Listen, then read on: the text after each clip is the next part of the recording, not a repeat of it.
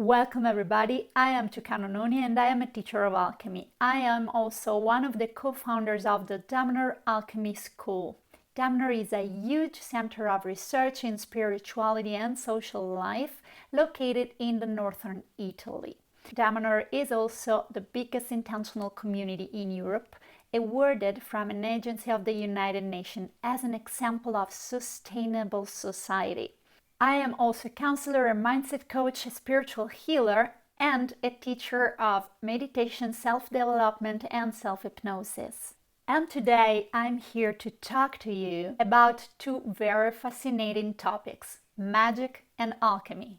I will share content that you don't find anywhere else in the internet and on YouTube. So I really recommend you stay until the end of this video. I will share what magic is, what alchemy is, and the different kinds and levels of these two fascinating disciplines.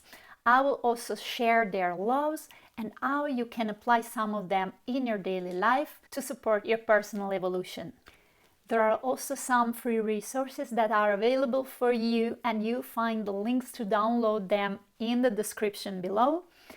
So the first of these resources is a mini course in alchemy with practical exercises. Also, there is a free guided meditation that you find in the description to activate your spiritual power. With this being said, let's start. So, what is magic? Magic is a set of knowledge and techniques that allow us to know, to understand, and to manipulate the laws that keep together the matter. Magic is the archetypical language that the universe speaks. It is made of gestures, sounds, geometries, symbols, and it allows us to have a direct communication with the laws of the universe so that the universe responds to us. This means that magic is a language of power because it gives us more power than we normally would have. That's why magic is always being taught in esoteric schools. It means schools for few people. Magic cannot be learned by books. In books you find metaphors, symbols, representations, even formulas, but not which from you can learn magic. You learn magic by a teacher that decides that you are trustable and that you can receive that power and that knowledge. In fact, this kind of knowledge that gives you power can be used for good or for evil. As all the knowledges, it is not good or bad, it depends on who utilizes it. So it exists dark magic, so as light magic. And that is what we are going to talk about in this video. So what is alchemy? Alchemy is magic. It's just the translation of the laws of magic into the language of this planet.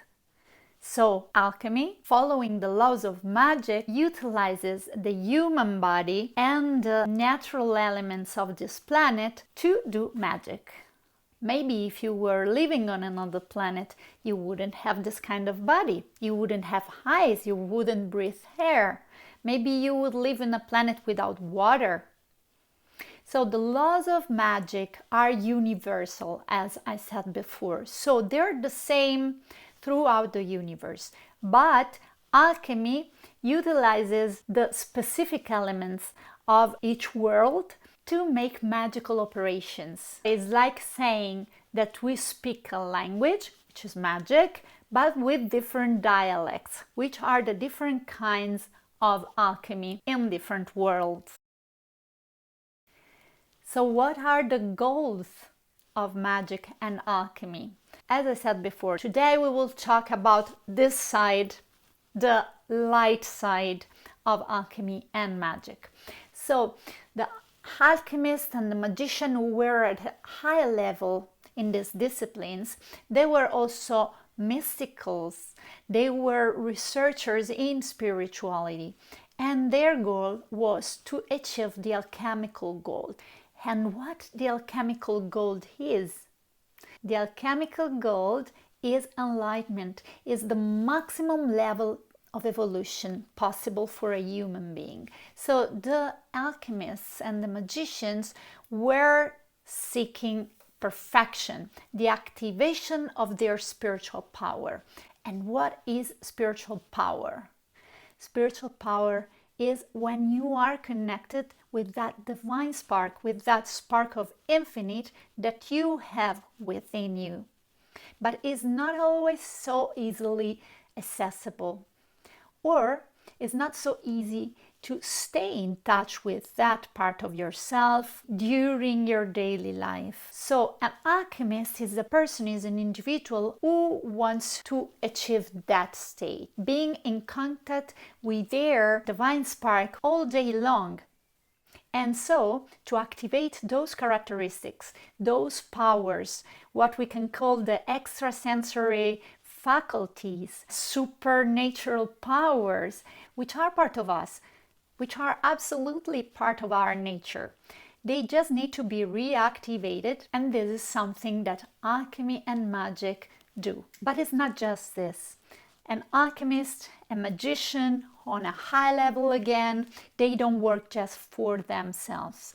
They work for the evolution of the whole humankind and more. Because we are part of a wider soul. We are part of a oneness. We are part of humanity, and we are part of the soul of humanity and also of the soul of the world. So when we seek evolution, we can't just seek it for us. It's not enough when one individual gets enlightened. We need a collective enlightenment. We need to make a leap all together in the direction of a next level of evolution. And when this will be done, when a critical mass of individuals will reach another level of evolution, of spiritual evolution, of connection with their divine spark, in that moment it's possible to bring this state of awareness also into matter, which means that the matter becomes a kind of a reawakened divinity. The serious alchemy and magic schools of the past and of the present were and are working in this direction. So let's talk now about which are the laws and the principles of magic and alchemy. The first one that I want to talk about is as above, so below. What this means? It means that, for instance, our DNA, so something which is really in the micro, follows in its movement the same spiraling direction that galaxies follow. When we were born, there was a certain planetary configuration. So this means that the influence of those planets is represented inside of ourselves. We have certain characteristics, we have certain attitudes, and this is also related with what was happening in the macro, in the moment we came to this world.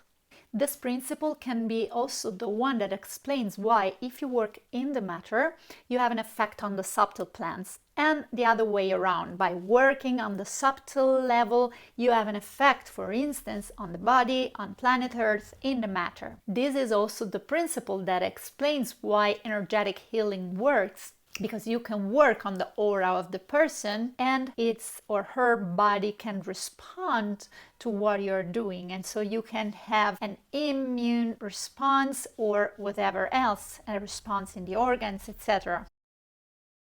If you breathe deeply, if you eat in a right way, if you do some movement every day, if you have an evolutionary lifestyle, you will have more energy, you will have a stronger aura.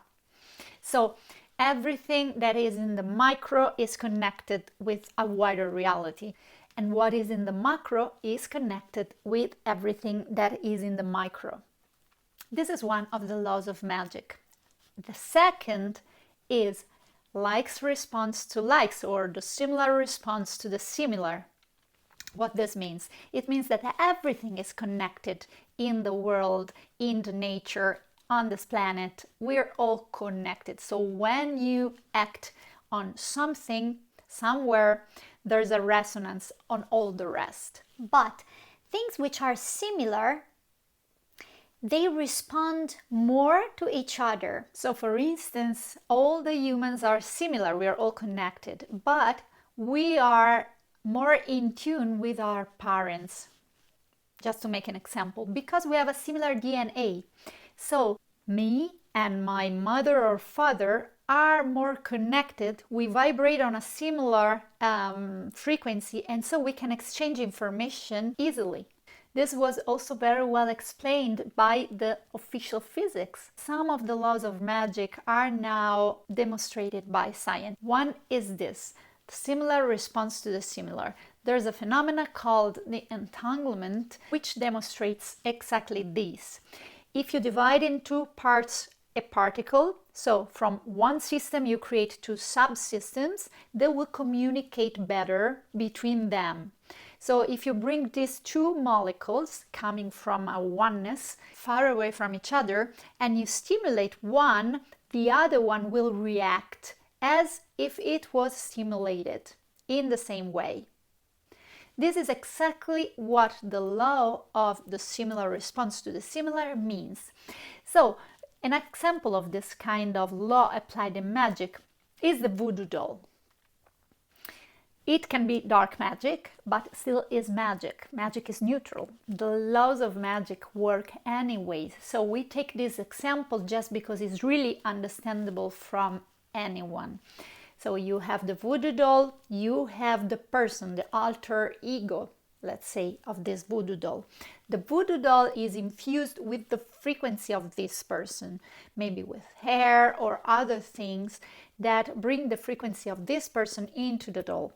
So what you do to the doll arrives to the person, depending on how powerful you are as a magician, how much knowledge you have of this archetypical language, so geometries, sounds, gestures, symbols, and depending also on how much power, personal power, you have as an alchemist, as a magician. Anyways, you will have a certain effect on the other person because of this law, the similar response to the similar.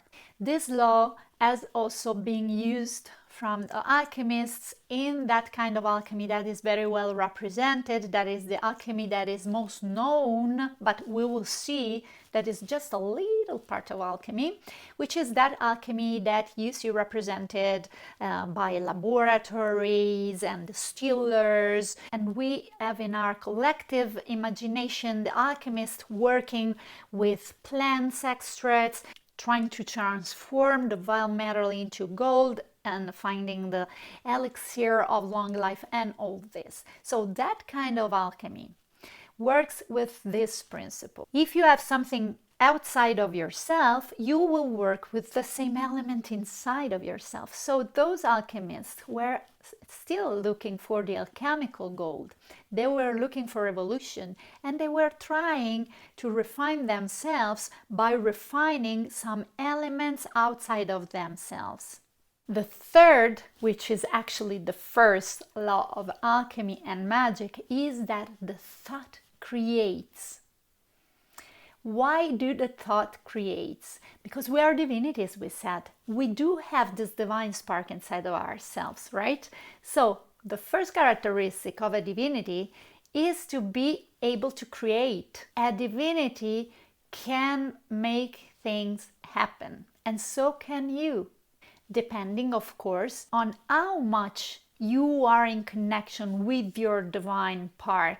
And about that, download the free guided meditation that I offer for free to you, because it's really, really useful for this purpose.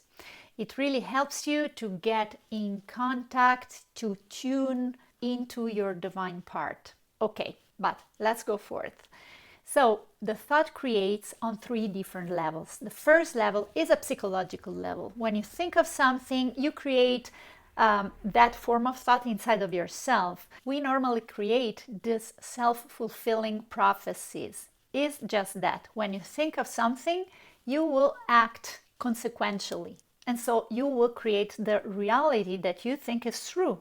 The second level is a synchronic level. We said that the similar responds to the similar. So elements which are on the same frequency, they communicate better between them. So when you think of something, you are on a certain frequency and you are in tune. You are tuned into the frequency of the events related with your kind of thoughts. We always have different futures in front of us, different timelines, we can call them. And if we vibrate on a certain frequency, because we think in a certain way, we act, we behave in a certain way, we will more easily slide on a certain timeline. So this is the second reason why the thought creates. The third reason why thought creates is that thought is a subtle substance. So you can accumulate this substance by thinking of something, and you can create what we call a thought form, something which is a living form in the subtle dimensions. And as we said before, what is present in a subtle dimension will have an effect on the material plane. For that principle, that is, as above, so below, you remember. So this is the reason why the thought creates on this third level. And we will understand much better this principle later. So be patient because I will tell you more about this. Now I want to talk to you about rituality, which is a very important principle for magic and alchemy. What is rituality? What is a ritual? What is a formula? So rituality is that language, as I said before, that the universe speaks. So sounds, gestures, symbols, geometries, schemes that you can use to densify or to dissipate or to convey energy in the direction that you want, to create the effect that you want. So rituality has a big power. First, because it talks the same language that the universe speaks. Second, because rituals are repeated over and over, always in the same ways. So a ritual is a sequence of actions, of words, gestures, and it utilizes always this sequence. For the law that says that the thought creates, if you repeat something, you densify a certain amount of energy connected to those actions, to those words, to those gestures, to those symbols. You create this form of thought, this reservoir of energy and information that you tap into all the time that you repeat that sequence, that ritual. So to use a ritual is like when you insert the key into your car and you turn it on. The energy flows, so it gives power to the operation that you are doing. A formula is exactly this, are words of power, so archetypical words, special words, which are repeated over and over, sometimes for millennia, and that are connected with a reservoir of energy and information that you activate when you say those words in that specific sequence. And let's talk now of the different levels and different specializations of magic and alchemy. The first one is the alchemy that after the Middle Age was the more public one, so is the more represented and is the one that stayed more in our collective imagination. Is that alchemy of the spent forces, of the non-living forces. So is that alchemy that utilizes extracts of plants, minerals, metals, and their connection with the planets, with the influence of the planets. And this alchemy, as I said before, has been used to achieve a next level of evolution, but also to heal people. So especially after Paracelsus, the spagyric alchemy became very famous, and this gave birth to medicine. You know, magic is the highest level of science. The laws of magic are telling us our reality stays together, and it gave birth to science. So astrology gave birth to astronomy, for instance, and so on. So this kind of alchemy that was utilizing elements of the nature to move aspects within the alchemist and also to heal and to do other things is one kind of alchemy, but it's not the only one. There are many other different kinds that now I'm going to tell you about, and which are also more powerful. And they are connected with the living forces. So they are part of that part of alchemy, of that area of alchemy that is called the alchemy of the living forces. The alchemy of the living forces is that alchemy that utilizes not the memory, not just the frequency of an element, but it utilizes its living energy, and it is very powerful.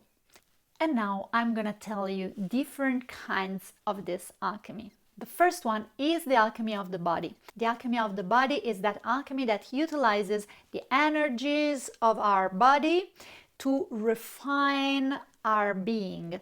So to have a more refined state of consciousness, to feel better, to be empowered, and to again achieve that state, and again to find a connection with our divine part.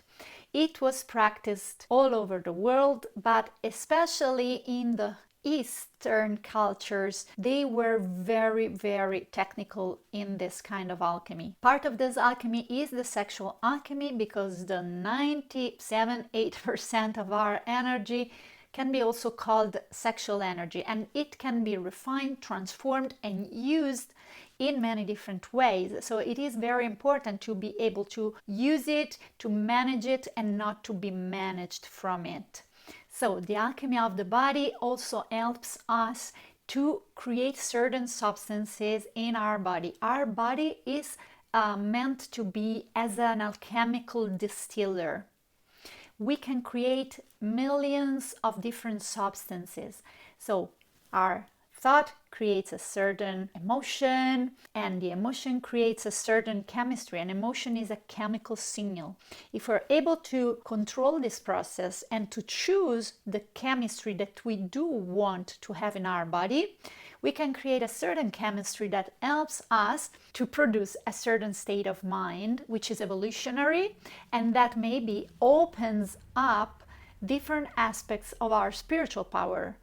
For instance, our supernatural powers are connected with specific chemical formulas that we can produce in our body. It also works the other way around. If we breathe in a certain way, so if we work on the body, we can create the state of mind and so the chemistry that we want in the body. So we can start with the thought, we can start with the body, we can use them together, and all this is part of the alchemy of the body.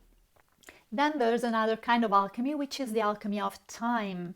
We live inside time because we are in the matter, right? So we perceive time as something that is flowing in the direction from the past to the future. But if you can step out of the matter, and so you can see time from above, from the outside, you will see that is a sea that is always present. And it's easier then to move from the past to the future in different points of time and do certain operations. It's not that easy for us. So the ritual time alchemy has some techniques that help us to manipulate time as a substance. So we can densify some timelines in the future, we can go change some events in the past, and we can move events. We can work with time as if it was a territory. And we can use time as an actual substance, as an actual element. This is a very refined and high-level alchemy. It's not for beginners, it's not the first alchemy you learn, but it is possible. Another level of alchemy is the alchemy of the magic tools. You need magic tools if you want to be empowered, if you want to empower your rituals and the things that you do in magic. You can use specific objects. These objects are charged. They are charged with energy and information. So they are specialized on a certain function. So there will be objects that allow that function, but also they will be infused with a certain quantity of energy. This is a magic tool. And each magician, each alchemist creates theirs because they extend your potential, they expand your energy, your ability of achieving the goals that you want to achieve. And let's talk about another kind of alchemy which is fascinating, but again is not for beginners, is an advanced level of alchemy. And is the alchemy that allow us to communicate, to cooperate with entities which are not physical beings, and also to create some entities. And I will now explain why we should want to communicate, cooperate, and also create entities. As we said, we are in time, we live in time, right? So we are not so able to move in time. We are able to do that. We can do that in astral travel, with time alchemy. Especially dreams allow us to do that, to step out of the matter and to have a wider, a broader view of the situation, of reality, which is from outside time. But still is not so easy for us. For an entity that doesn't have a body, that lives in that side of reality which is outside the matter, it's easier. So depending on how much energy this entity has, could help us to see further in future, to go in the past, to see the different timelines that we have in front of us. If we make different choices, what could happen? And also some entities are able to move the events as if they were objects in the territory of time.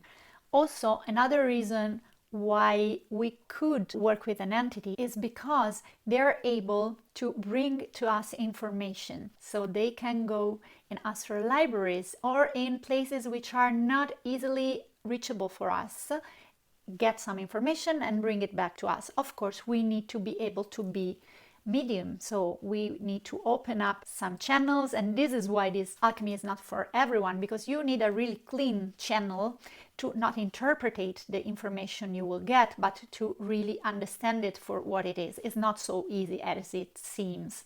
The other reason why this alchemy is not for beginners is because it is dangerous. What do you think? You think all the entities are more evolved spiritually than us just because they don't have a body? Absolutely not. There are some entities which are parasites. They don't have a personal energy and they need to get this energy from other beings. And so when you open a channel toward this world, if they can connect to you, and maybe you don't understand it because you don't have enough information, you are not trained in that, so you don't recognize this kind of entity. And if this entity can connect to your system, can suck all your energy and drive you crazy or even kill you. So this kind of alchemy is not for everyone. Another thing that you can do with this kind of alchemy is to create a chimera.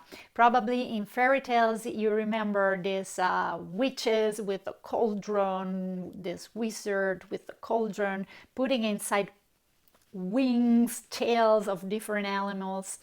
Or maybe you have seen these representations of the lion with the snake tail, with the wings of an eagle. So what these creatures are, these are representations of formulas, alchemical formulas that are called the chimeras. You can actually pick the information, the living force. You can copy that kind of information from an animal and utilize it for your alchemical operations. And you can create an entity which is made up of the different characteristics, the different senses of those animals, plants, etc. And then you have this little entity. They're not so powerful, but you can empower them. It depends on how much knowledge you have as a magician. Anyways, there's a specific technique to do that. And why would you do that? You create a chimera because you want to have a servant, a friend, and only in the other dimension. And so you can send this chimera, as we said before, like to find information for you, to move little events. Of course, depending on how powerful your chimera is, it will have access to different possibilities. There's another kind of alchemy, which is the alchemy that works with the synchronic lines. The synchronic lines are those flows of energy, those rivers of energy that connects the whole universe. And they also flow throughout our world. So if you are able to utilize them, you can use them to spread thoughts and frequencies which help humanity to evolve. As we said, the high-level mystery schools are working for the reawakening of humankind, not just of one individual. And so all the mystery schools of the past and of the present were and are utilizing the synchronic lines to spread a frequency of vibration and information of evolution for humanity. That's why all the cathedrals or the temples are actually built up on the synchronic lines, and they are used as consoles to spread this kind of information on the synchronic lines. Not all, maybe, these temples are spreading a good signals on the synchronic lines.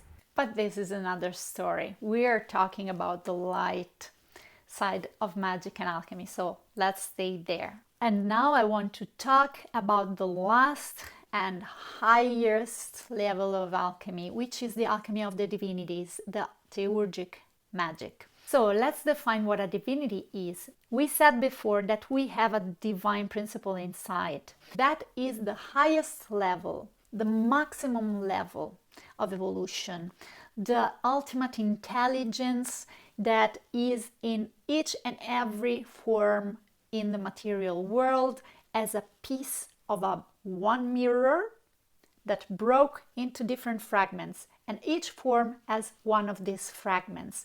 And these fragments of the mirror are able to reflect the all light of the ultimate divinity.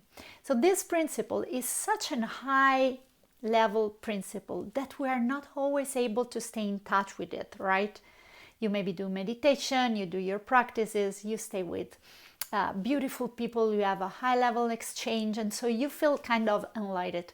But then during your day, maybe you lose this state and you're not sure that that was the highest level of consciousness that you could reach. So for a paradox, we do have the ultimate divinity inside, but we're not so able to stay in connection with it. We also said that the thought creates, right? So when we think of something, we create a form of thought in the subtle world. So what do you think? If the humans, if a people, a civilization thinks of a divinity, does it create it? Of course it does.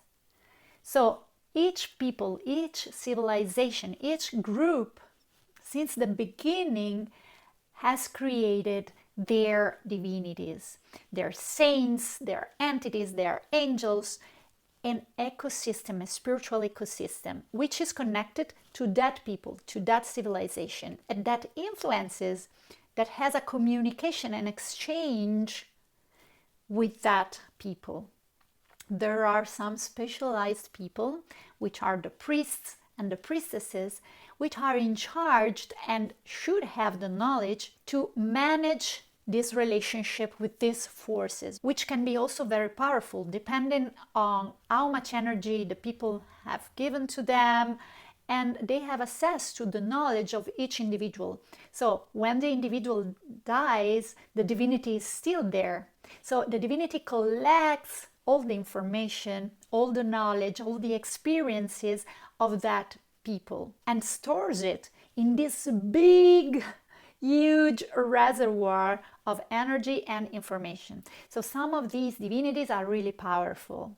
So the priests and the priestesses, they are in charge of keeping in order these big reservoirs of energy. So to send them purified offerings, purified thoughts, and to keep in balance these big beings, and to keep in balance the relationship they have with their people. For instance, if these divinities are fed with bad thoughts, with human sacrifices, they are not going to be so balanced, and so they are not going to have a good influence on their people.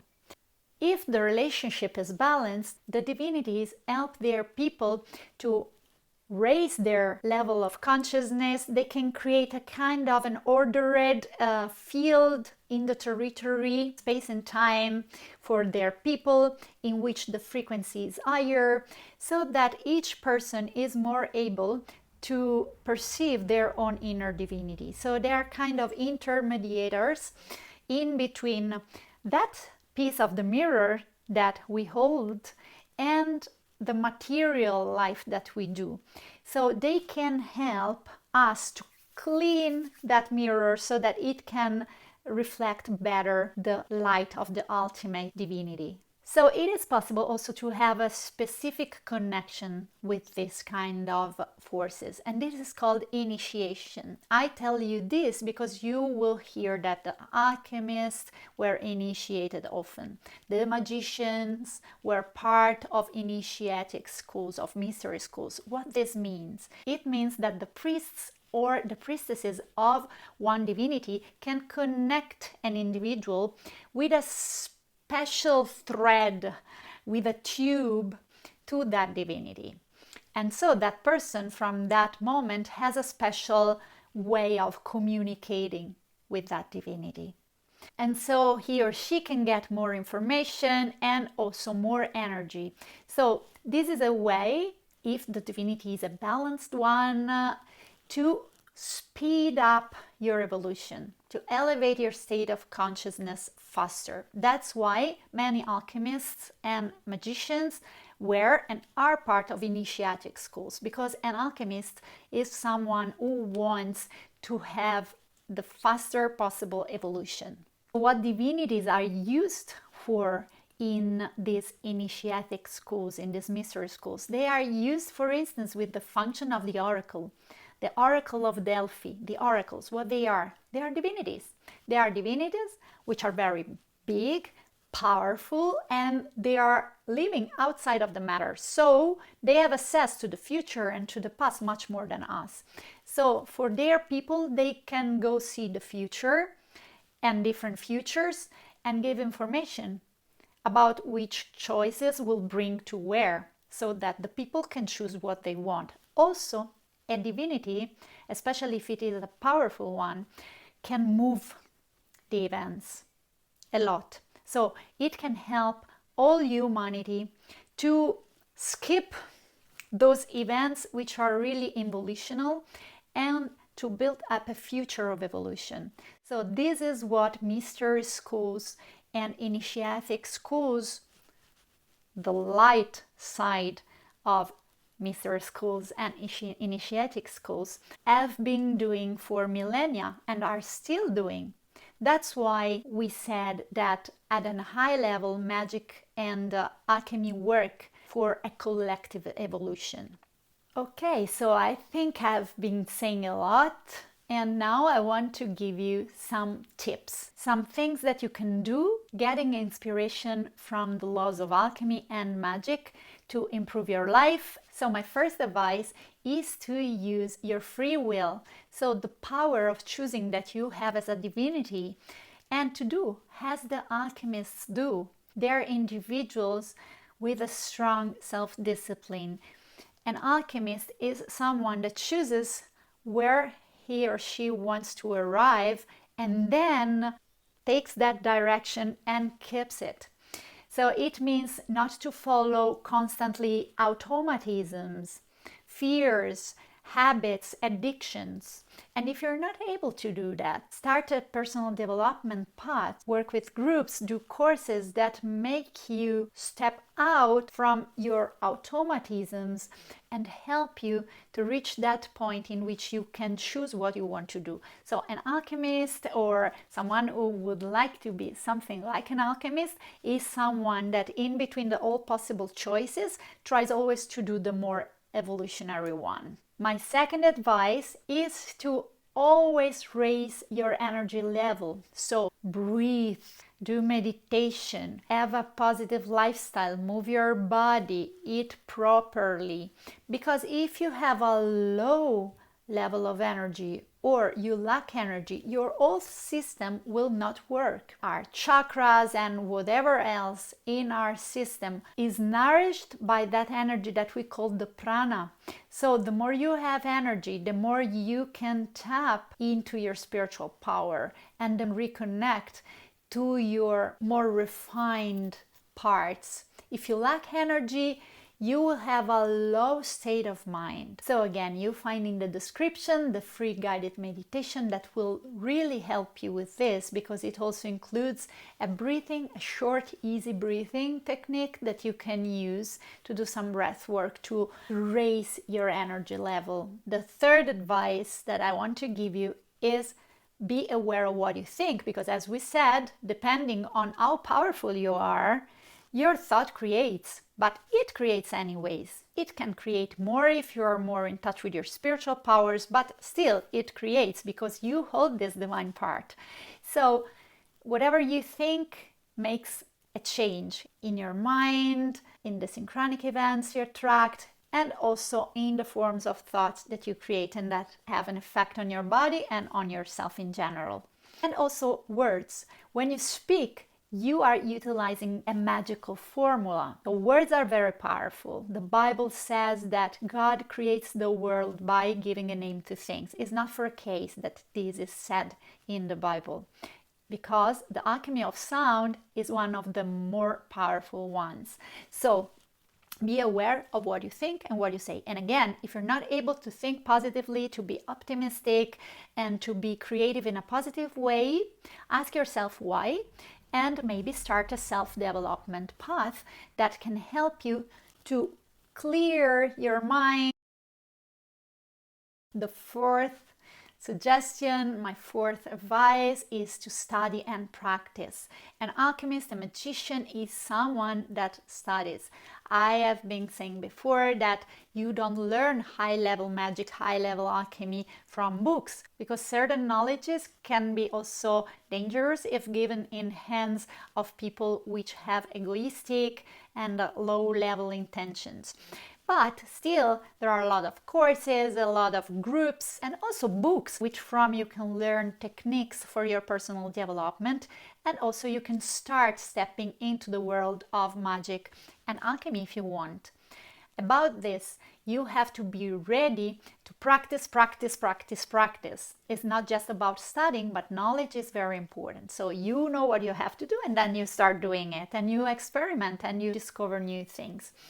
The spiritual knowledge is not given like all the rest, especially now in this time of humanity.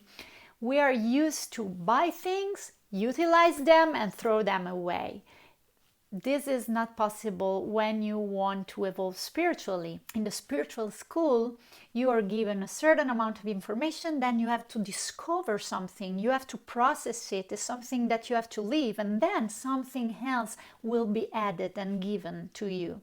This is how spiritual schools work. So if you want to start practicing something of alchemy and magic, you find in the description below a mini free course with practical exercises. You also find the link to discover our courses. We have a 2-day course and a 3-year school.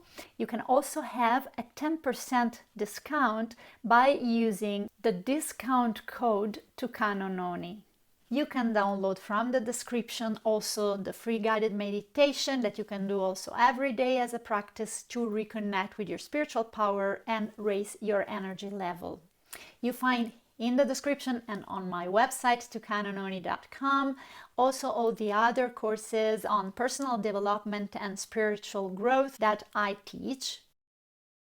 If you enjoyed this video, I invite you to give it a like, because so the algorithm of YouTube will understand that this is a valuable content and it will show it to more people. So more people that are interested in these topics will have this information. If you want to see more of these videos, subscribe to the channel and activate the little bell so that you will be notified when new videos are available. And if you want, follow me on Facebook and Instagram so that you will have access to more content, and you will be able also to participate to live sessions in which there are also Q&A moments, so you can ask questions and receive answers. So for today is all.